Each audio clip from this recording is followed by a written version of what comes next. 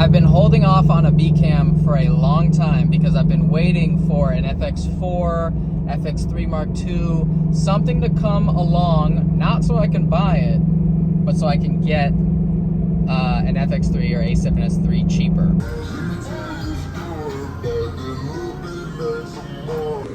Is it worth it, the S3? Don't get the FX3. I'm just kidding. I have 13 minutes to get to Colonial Photo and Hobby so I can buy a second battery because the camera comes with one and I have to leave tomorrow for my job and they open up at 10 a.m. and that's too late. So I gotta get there really fast. Please be open. Yes. Can I grab a Sony A7S3 battery? Original Sony or one of the third-party Pro Masters. We have a lifetime warranty with these. Not with this one. This one comes with a cable, so you can charge the battery from the battery itself. Ooh. And it's $10 more. What qualifies for like a return or warranty? It breaks. Went with the Sony brand. Just feel more comfortable doing that. They were literally turning off the lights in the store as I was walking out. First things first. There we go. That's nuts. Emmanuel came to my last Orlando filmmaker meetup and I saw his car there. He drove all the way from Port St. Lucie, and then as I was going down the road, we're passing Port St. Lucie, and I was like, that car looks familiar. That might be Emmanuel. Sure enough, it was. At this point, we're basically doing a tour of all the South Florida hotels. I feel like there's a certain point where you start making this stuff work for you and you get to like get way more out of it than just paying and going and getting reimbursed. There's like this higher level of travel once you start getting all the right memberships and credit cards and blah, blah, blah. I just wanted to jump in from the future because that's a really important part of this is now that I have the American Express, I can go into their booking portal and receive 5x points. So each time I come here, it's about 1,000 to 2,000 points.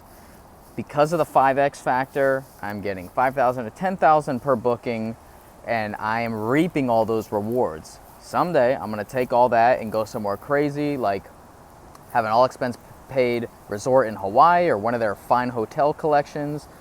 And it's just by doing the same thing that everybody else does, but I'm squeezing more out of it because I'm learning more about this process. Go for it. I'm gonna get poked. Which I did, but we might get poked.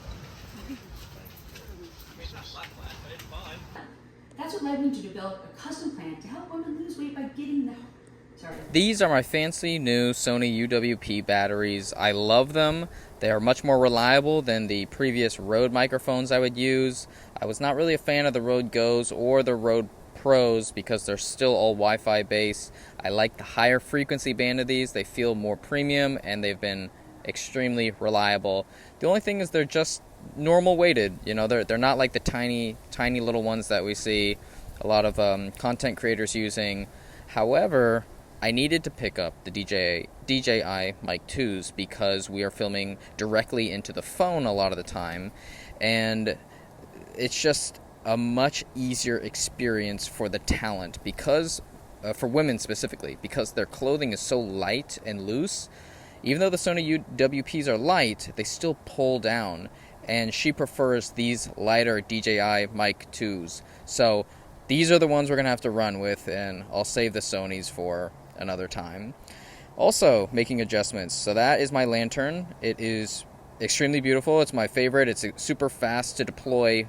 However, my client has a sensitivity to light. So whenever we had that thing pointing directly at her, it was posing problems.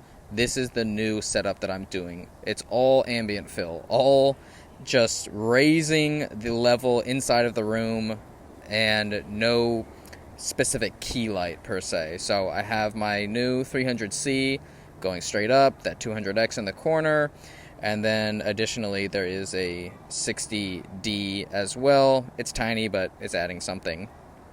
this is actually great because now I get to move around the room freely. I don't have to reposition lights. I am plugging everything in, so I actually count that as a benefit because I don't have to have a ballast. But if I did have a ballast and I needed to move this thing around and plug in with V-mount power, I would use this small rig battery. I'm going to talk more about it in the next vlog, but this thing is chunky, huge. It has a ton of ports, and it's really expensive, so I'm glad they gave it to me for free.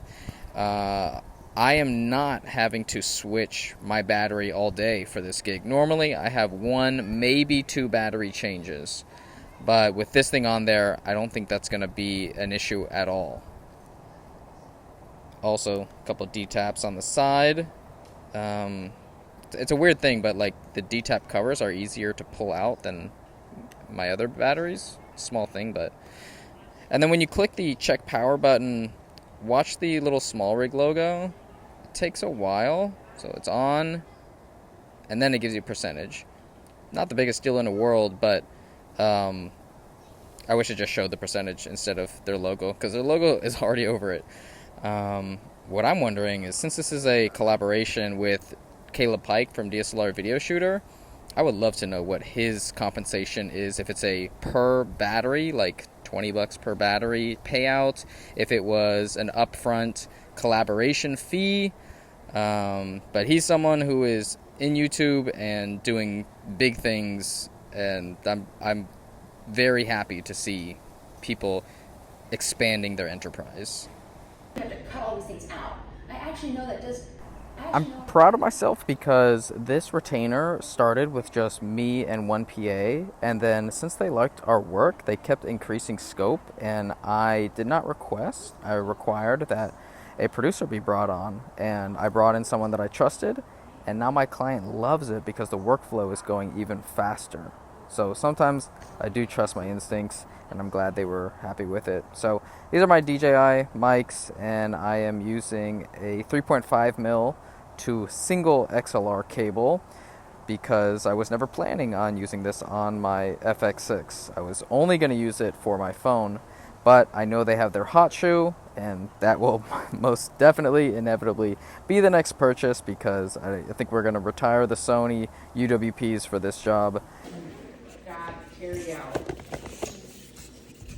This was Jezebel's baby, right? She's a producer.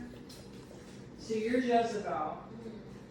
And you finally got your little sandwich or lunch. This is all the gear that I bring for this client. It's not a lot. It all fits in my Subaru BRZ, but it's tight. And since my girlfriend is coming with me on these jobs, we're taking her car, a Toyota CHR, which is a nice little crossover. It fits much easier, but I feel like I should be driving in my car, one, for the business mileage accounting, and two, not to use her car. So I don't want to give up my sporty coupe. A Supra is a little too tiny. That might be later. I was dabbling on the thought of, what if I got a Type R? That would be nice to have a Civic hatch, have fun, nimbleness, a lot of power, more room. Anybody own a Type R for production?